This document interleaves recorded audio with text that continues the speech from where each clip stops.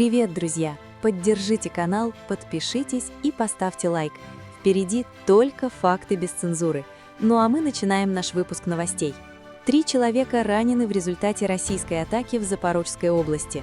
8 человек пострадали в Харьковской области после российской атаки. Из-за атаки русских военных преступников в Сумской области пострадали 4 ребенка. Также в результате российского авиаудара по Сумской области погиб 1 человек. В Украине введут режим чрезвычайной ситуации в энергетике. Об этом объявил президент Украины Владимир Зеленский. После российских атак по инфраструктуре страны в Киеве будет создан штаб по координации ситуации на время восстановления электроснабжения и отопления. На время ЧС могут быть введены следующие ограничения. Усиленные графики отключений электроэнергии, в частности в часы пиковой нагрузки, ограничение водоснабжения, подача воды по графику или снижение давления, централизованное управление генерацией и распределением электроэнергии. Приоритет – больницы, водоканалы, связь, военные объекты, объекты критической инфраструктуры, временное снижение комфорта для жилого сектора для стабильности системы в целом. Меньше публичной информации. Детали о состоянии энергосистемы могут не разглашать из соображений безопасности. В то же время может быть отменен комендантский час в определенных районах. Юлия Тимошенко утром получила подозрения от НАБУ и САП. По версии следствия, Юлия Тимошенко предлагала народным депутатам взятки в обмен на лояльное голосование в парламенте. Юлия Тимошенко подтвердила обыски в офисе ее партии.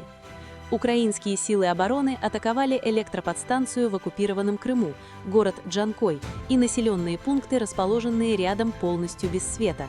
В Ростове местные жители сообщают о горении цеха по производству лакокрасочных изделий на заводе ЗАО «Эмпилс» после прилетов украинских дронов. «Эмпилс» – один из ключевых химических и лакокрасочных заводов Юга России. В Орске после прилетов по подстанции полный блэкаут. Местные жители остались без света и тепла в минус 20 градусов мороза. Ну что ж, привет вам от жителей Киева. В Ставропольском крае успешно атакован химический завод «Невинномысский азот». Этот завод – один из ключевых в цепочке производства взрывчатки для артиллерийских снарядов. Американская армия захватила очередной танкер «Вероника» в рамках операции «Южное копье», принадлежащей Теневому флоту.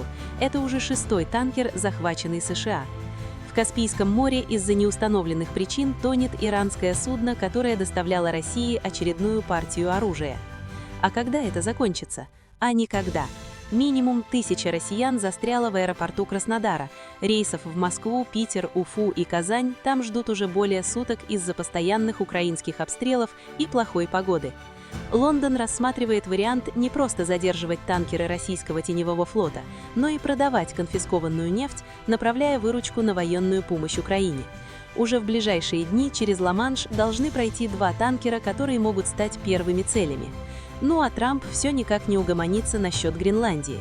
Дональд Трамп жестко отреагировал на заявление премьера Гренландии о том, что остров выбирает Данию, а не США.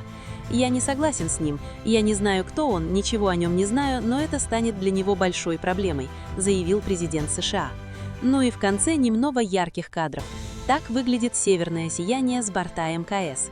На кадрах, опубликованных астронавтом японского агентства JAXA, яркие потоки света над ночной стороной Земли. В последние дни солнечная активность усилилась, что и привело к особенно яркому сиянию. Ну а у меня на сегодня все. Подписывайтесь на мой канал и ставьте лайки.